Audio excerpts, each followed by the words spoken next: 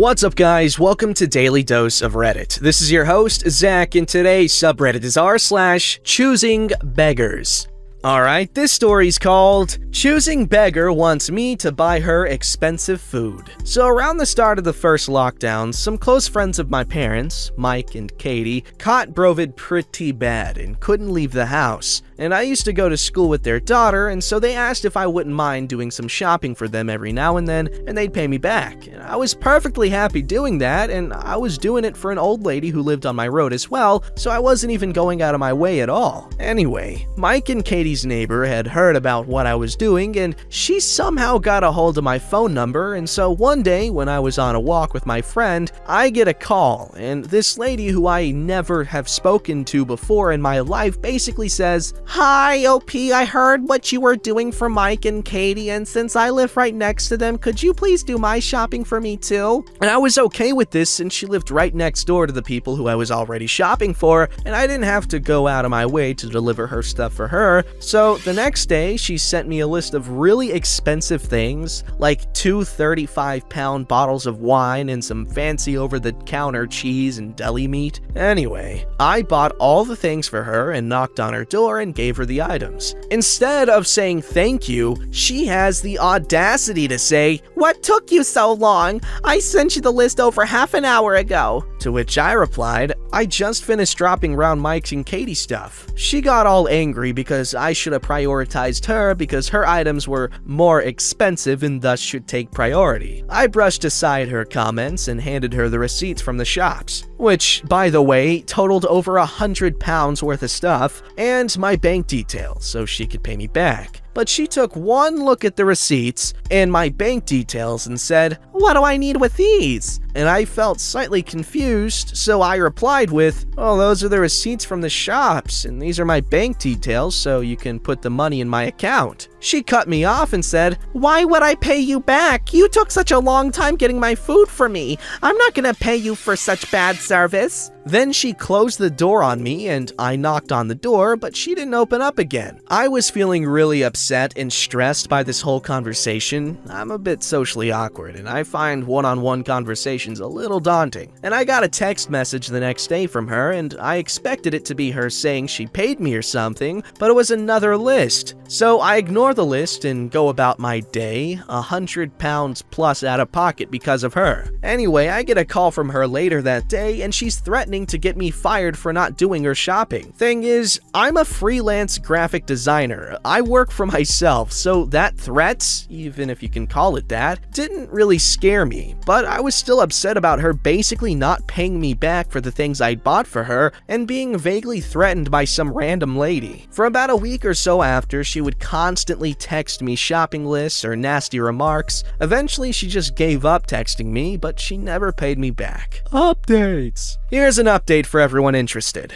Mike and Katie told me that they got in contact with their neighbor asking her to pay me. She apparently didn't even try to lie. She just told them that I took too long to deliver the stuff and she was angry at the bad service, so I didn't deserve to be paid. I wasn't taking any money from this except the cost of the food. So I sent the neighbor a text basically telling her I had told Neighborhood Watch about what she had done and I was going to tell the local police and take her to small claims court if she doesn't pay me by the end of this week. I haven't gotten a text back from her yet, but I'll let you know what happens next. Also, thank you for all the wholesome hugs and silver awards. Update 2. So I got a check for the full amount that she owed me dropped through my letterbox today. That's a good ending. I was really sad for OP for a second there, but it all worked out in the end. At least me neighbor lady didn't lie or whatever. She was an honest butthole, which you gotta appreciate in the world full of dishonest buttholes.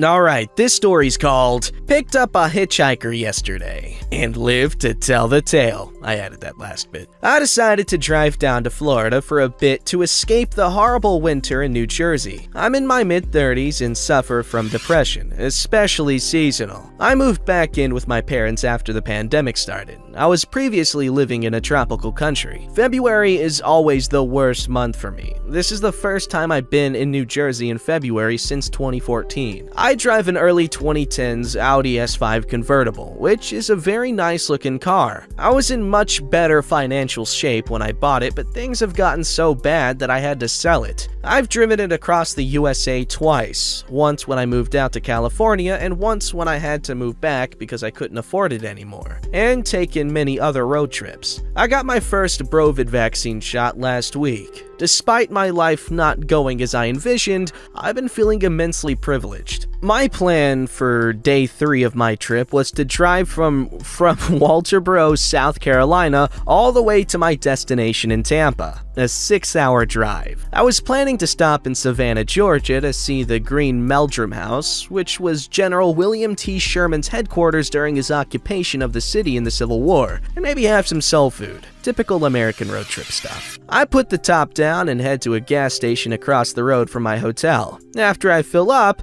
I park in front of the convenience store to grab some water and snacks. I return to my car and start getting ready to leave. As I'm sorting things out, setting up navigation, etc., a woman, I'll call her Beth, comes up on my passenger side and asks me if I can give her a ride. Beth's definitely had a rough life. She might be 30, she might be 60. I don't really know how old she is. Her clothes are a bit disheveled, but clean. Same with her hair. Poor dental care. I'm traveling solo, and the front seat of my car has grocery bags, food, and other stuff on it, but no suitcases. I ask her where she needs to go, and she just replies, "Just to the nearest truck stop." But then she asks which direction I'm going, and I stupidly tell her Tampa. She then asks to go as far south as you can take me. I tell her that I'm planning to stop in Savannah for a while, and I can take her as far as there. It's a little over an hour away. Her final destination is Miami, but I don't feel comfortable taking her further than Savannah. I clear off the front seat of my car and throw all the junk in the back. The seat adjustment doesn't work because of some corroded electrical components, and I let Beth know that. It's stuck in a fairly comfortable position, so she's okay with it. I take a mask out of one of the suitcases in the back seat and hand it to her. She doesn't put it on. I'm not sure why I didn't insist. I really should have. What I did insist on was that she wear a seatbelt. She didn't put on her seatbelt at first. I told her that I wasn't going to drive her anywhere without a seatbelt on, and she finally agrees. I ask Beth what kind of music she likes. I want to make the trip as comfortable for her as possible. Fortunately, she likes classic rock, so I put some on. Hell yeah! After a few minutes into our drive, Beth asks to stop to get a milkshake and a Coke. I offer to get her something more substantial, like a burger or something, but she declines. We find a Burger King. I ask her what kind of milkshake she wants, and she tells me she wants vanilla. I put the order in and pull up to the pickup window, and she says, "Oh, I want chocolate." I ask the server in the window to change the order, and they make her a new one. I pay for her milkshake and soda, and she seems surprised. Maybe she thought she'd have to pay for a more substantial meal? But I didn't even hear a thank you. It was more, "Oh, you're paying?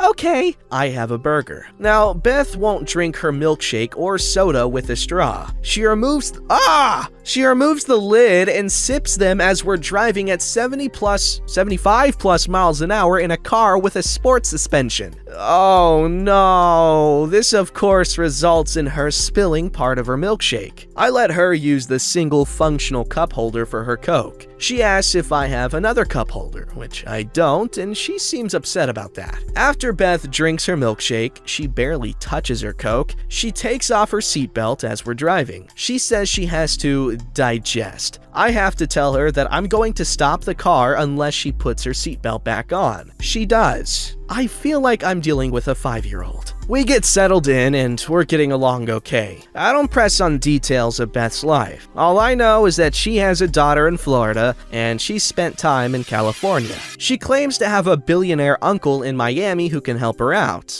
I have no idea if that's true. She also tells me she's 58 and used to be a dancer. I think an exotic dancer, but I didn't press for details. I figure I can keep this up a bit and maybe I can take her further. As we're coming up on Savannah, I tell Beth I'm planning to drive through Savannah to see the Green Meldrum House, but can continue on shortly thereafter. She says, Nah, let's keep going. I've got plenty of gas and I'm not fatigued at all, and not hungry, so I agree. We'll just go straight to Jacksonville, which is 2 more hours south. I figure she's probably anxious to get home. I guess I can see the landmark on my way back. After we pass Savannah, Beth asks to stop for another milkshake and Coke. We're in a pretty sparsely populated stretch. I get off the highway and there's a convenience store and a restaurant, but no drive-thrus. She won't get food here. She insists on ordering from a drive-thru. We get back on the highway and drive to the next exit with a drive-thru. Okay, OP is really friendly here. We're waiting in line at the second drive-thru of our afternoon, a Dairy Queen. Beth still has plenty of Coke left, but says she wants to get a new one. Most of the ice is melted, so I understand why. She points out that there's only one cup holder. I tell her she can dump the old Coke. What she does is chuck the whole cup out the window into the parking lot of the Dairy Queen. We weren't alone. There were other cars there. I'm pretty upset about her littering, so I put the car in park. Go around to the passenger side and pick up the cup. It's not like I would ever see the other drivers again, but I did not want to be some butthole in an Audi convertible from New Jersey who litters on someone else's beautiful state. We get our order at Dairy Queen. This time I make it clear I'm paying for the meal. She gets a popcorn shrimp combo, which is fine with me. At least she's getting some protein. OP, you're so sweet. But she ends up eating barely any of it. She once again refrains from using a straw to drink her milkshake. Once again, we got 2 straws, and she spills more. At one point, I put on a news radio station. After a few minutes, she says, "Let's listen to something else." Aside from these hiccups, things are cordial and pleasant. She initially asked to be taken to a truck stop in Tampa, but I want her to be safe, so I offer to buy her a bus ticket. At least this time I got a thank you. It's $44. I only have $40 in my wallet, but I know she has some cash on her. I stop at the Greyhound bus terminal in Jacksonville. She accepts my $40 and heads inside. Now, I really should have taken off, but I decided to have a snack and rest for a few minutes. As I'm getting ready to leave again, I see Beth walk toward me. I ask her what happened. She says, "They won't sell me a ticket. The lady said they were sold out and I should come back in a few hours. This happened last time too, even though I told her I had money for a ticket this time. It was the same— oh no. It was the same N-word as before." Had to censor for this sub. I can't say I was shocked at her racism, but man, I was just trying to do something nice for someone in a bad situation, and she had already been at this Greyhound station in Jacksonville and gotten in trouble before? My guess is that whomever she's going to see in Miami wants nothing to do with her. If you've read this far, thanks for listening to my rant. I just took an unnecessary risk for someone pretty rotten. At least she's safe for now? I don't know. I realize I could post this on Am I the Butthole for validation, but I definitely know I am not the butthole here. That is terrible. That is horrible. But does that make a good story?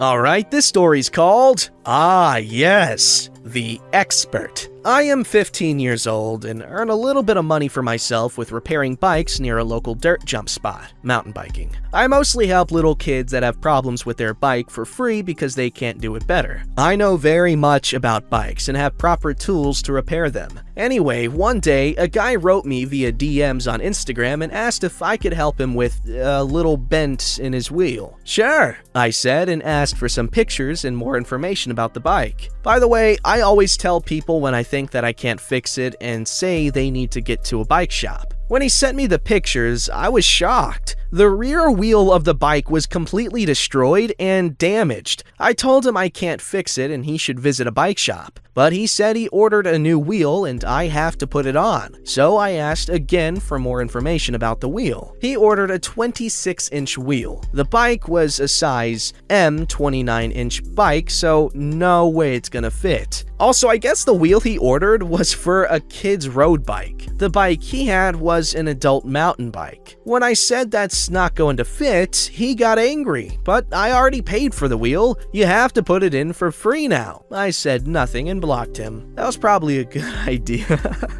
Don't forget to like, subscribe, and hit that bell to never miss an episode.